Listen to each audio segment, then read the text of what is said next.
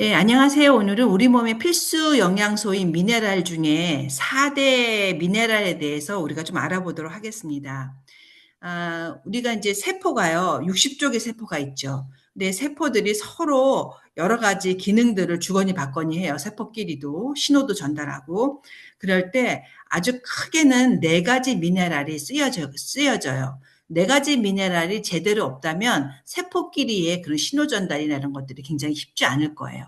그래서 세포가 딴짓을 하고 막 이렇게 되다 보니까 세포가 정말 그 세포들끼리의 그런 긴밀한 연락을 하기 위한 그 필수 네 가지 미네랄이 뭐가 있냐면 나트륨, 칼륨, 마그네슘, 칼슘입니다. 그래서 나트륨 같은 경우는 우리가 소금이라고 그래가지고 그러니까 알고 있잖아요. 근데 세포 밖에 아주 대표적인 미네랄이에요. 그러니까 제 주 역할은 세포 밖에서 삼투압을 유지하고 신경 신호를 전달하고 그리고 중요 포인트는 수분 이동을 조절해서 세포가 붓거나 쪼그라드는 것을 방지하고요. 그다음에 불균형 시에는 이게 부종이 와요. 붓거나 탈수가 되거나 아니면 혈압에 이상이 오거나 이런 것이 있는데 나트륨이 너무 없거나 너무 많아도 이제 그런 그 밸런스가 깨지겠죠. 그 다음에 이제 두 번째가 큰 미네랄이 칼륨입니다. 칼륨 같은 경우는 세포 안에 있는 대표적인 미네랄이에요. 그러니까 세포 안에는 칼륨, 세포 밖에는 나트륨이 딱 포진이 돼 있어야 되거든요. 주 역할은 세포 내 전기적 안정성, 그 다음에 근육, 심장, 수축, 그 다음에 중요 포인트는 나트륨과 균형을 이루면서 세포 기능 유지를 하는 거예요. 부족할 때는 근육도 약화되고요. 심장 박동 이상이 있어요. 근데 보세요. 많은 영양제 중에 특히 우리 멜라루카에 종합 멀티바이타민에 칼륨이 들어있지가 않아요.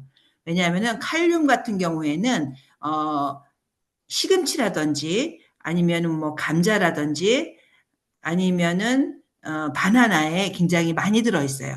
그래서 얼마든지 우리가 섭취를 할 수 있기 때문에 추가로 우리가 고농축으로 할 필요가 없기 때문에 칼륨이 들어있지가 않은 영양제들이 많습니다. 그래서 칼륨은 우리가 음식으로 얼마든지 섭취할 수가 있어요. 그리고 마그네슘이 있습니다. 마그네슘이 굉장히 큰 일을 많이 하는데요. 세포 안에 칼륨과 같이 내재해 있으면서 세포 안에 핵심 조절자라고 할 수 있어요.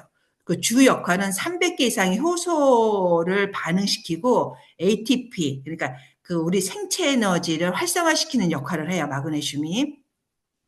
그러니까 이렇게 그 근육이 조절이 안 되고 근육에 힘이 없고 이런 사람들 많죠. 그다음 위산 과다가 올라오고 이런 사람들은 대부분요 마그네슘이 부족해요. 그럴 때는 우리 그 멜라 아웃이요 하루에 한 스푼 꼭 타서 저녁에 식사하시고 드셔주세요. 그러면은 위산 과다로 이렇게 올라오신 분들도 많이 진정이 되고요. 그리고 근육의 수축이 잘 되고 그리고 근육에 힘이 나는 것을 도와줄 수가 있어요. 그리고 칼륨을 세포 안에 붙잡아 두는 역할을 하는 게 또 마그네슘입니다. 그리고 피로나 근육 경련이나 신경 과민에 도움이 많이 되는데요. 마그네슘이 도움이 되는 거는 뭐 그냥 뭐 400가지 이상의 효소 반응을 일으키면서 굉장히 많습니다, 사실은. 그래서 마그네슘 부족하면은요, 심장이나 키드니, 그러니까 헐트나 키드니의 그 조절이 잘 안 돼서 여러 가지 이상 증세가 많아요. 그래서 마그네슘은 꼭 아주 필수적으로 밖에서 우리가 드셔줘야 되는 거예요. 왜냐하면 마그네슘이 잘 빠져나가요, 밖으로. 그리고 칼슘 같은 경우가 네 번째로 아주 중요한 4대 미네랄인데요. 세포 밖에서 나트륨과 같이 신호를 주는 미네랄이에요. 주 역할은 근육의 수축, 신경 전달, 그러니까 세포 신호 스위치, 뭐 이런 거를 하는데 스위치 끄고 하는 역할을 해요, 칼슘이. 그러니까 세포 안에서는 낮게 유지되어야 정상 작동을 하고, 그 다음에 불균형 시에는 경련이 일어나고 신경 이상이 오고 세포 손상이 오는데요. 칼슘도 마찬가지로 칼슘이 부족하면 147가지 질병이 시작이 됩니다. 그래서 요 미네랄이요. 사실은요. 우리 몸의 모든 대사의 근간이에요. 우리가 비타민 C, 비타민 뭐 좋은 거 뭐 여러 가지 비타민들 많이 먹잖아요. 그렇지만 미네랄이 없이 비타민들이 활성화가 안 돼요. 그래서 미네랄이 들어가서 충분하게 그 미네랄도 그러니까 미네랄이 들어가서 그 비타민을 활성화시킴으로 인해서 우리 몸에 그 음식물의 대사를 잘 이루게 하면서 우리 몸이 건강하게 활동할 수 있도록 해주는 거거든요.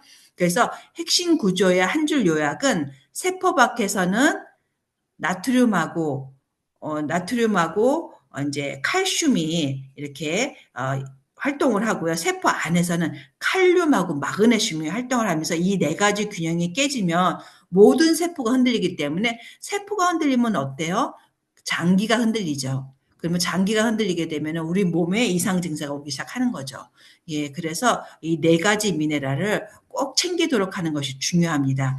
그리고 우리가 보통 멀티바이타민, 비타민, 우리 멜라루카에 있잖아요. 그거를 먹더라도 필요에 따라서는 마그네슘을 추가해 주셔야 돼요.